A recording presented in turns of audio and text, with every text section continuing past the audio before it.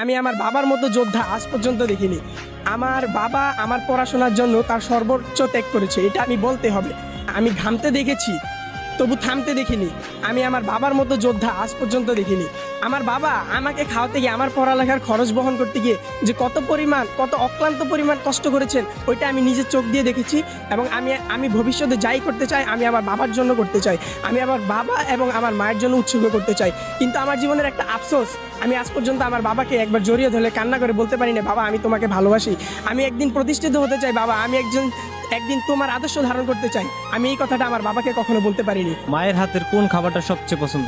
মায়ের হাতে আমার খাসির মাংস, কালাভুনা, বিরিয়ানি, এগুলো তো মায়ের হাতের এভারেজ খাওয়াটা পছন্দ। তবে আমার মায়ের হাতে আমার শীতকালীন যে পিঠা, তারপরে নলেন গুড়ের পিঠা, এইসব দুধপলি, এইসব আমার কাছ থেকে একটু বেশি ভালো লাগে।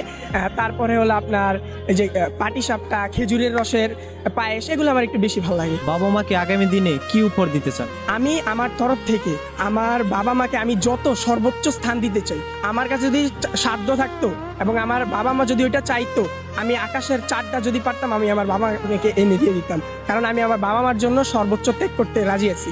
কারণ আমার বাবা মা আমাকে তাদের সর্বোচ্চ চেষ্টা করে আমাকে বড় করতেছেন, আমাকে মানুষ করতে চাইছেন।